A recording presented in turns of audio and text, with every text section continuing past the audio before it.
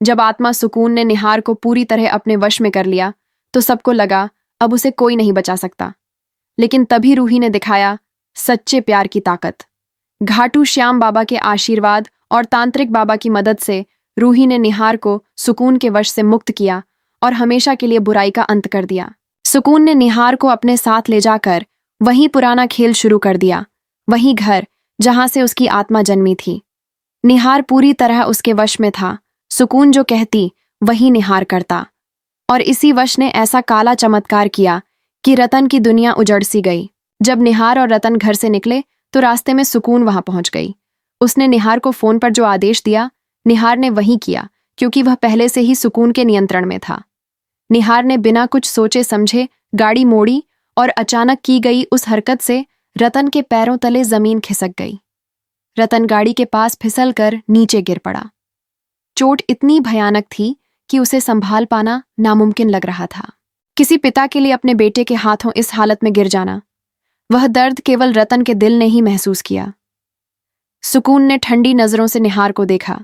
चेहरे पर मिलनसार मुस्कान थी, पर भीतर का जहर साफ झलक रहा था। निहार ने झुकी आंखों से रतन की तरफ देखा, लेकिन उसकी निगाह में अब इंसानियत का कोई निशान नहीं था। सुकून ने उसे खींचा और दोनों उसी पुराने वीरान घर की ओर चल दिए। वही घर जहां वह पहली बार जागी थी, वही दीवारें, वही हवा, वही पेंटिंग। उधर रूही घायल रतन को अपने हाथों से उठाकर घर लाई। रतन की हालत बहुत खराब थी। उसके शरीर पर चोट के निशान और चेहरे पर दर्द की लकीरें थीं। जब उसे होश आया तो उसने सब बताया कि निहार ने अचानक कैसे उसे धक्का दिया, कैसे वह गिर पड़ा। रूही का चेहरा सुन्न हो गया। उसने हर बात ध्यान से सुनी, हर शब्द ने उसकी आत्मा को झकझोर दिया। रूही का विश्वास डगमगाने का सवाल ही नहीं था। वह जान गई थी कि निहार अब वही निहार नहीं रहा। कहीं ना कहीं कोई और शक्ति उसकी जुबान से वो सब बुलवा रही थी जो वह खुद नहीं कहना चाहता था। और सुकून, वही सुकून जो पहली बार मार्केट में दिखी थी, वही जो अब दादी की लाडली बनकर घर में बैठी थी, उसी के पीछे इस बदले हुए निहार की वजह छिपी थी। रूही ने ठान लिया कि वह इस काले सच का पर्दाफाश करके रहेगी। उसने उस रात खुद से वादा किया था, मैं निहार को किसी भी कीमत पर वापस लाकर रहूंगी। अब रतन के घायल होने के बाद उसका संकल्प और भी मजबूत हो गया। वह जानती थी कि सुकून से सीधा भिड़ना आसान नहीं होगा, क्योंकि सुकून कोई आम औरत नहीं थी। वह तो उस पेंटिंग की आत्मा थी जिसने पहले भी कई घरों का चयन छीन लिया था। रूही ने पहले दादी की सोच पर ध्यान दिया।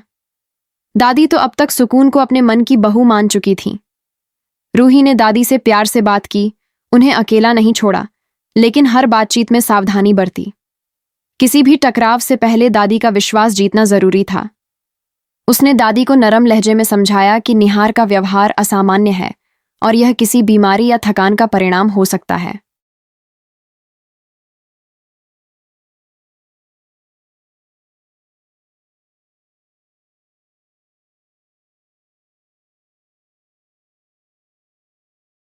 पर सच तो यह था कि रूही खुद किसी तरह दादी का शक जगाना चाहती थी, मगर बिना सीधे आरोप लगाए। अब रूही ने तांत्रिक बाबा की मदद लेने का निर्णय लिया, वही बाबा जिसने पहले भी ऐसी घटनाओं का सामना किया था। अब रूही बाबा के साथ मिलकर करेगी सुकून का सामना और बचाएगी अपने पति निहार को।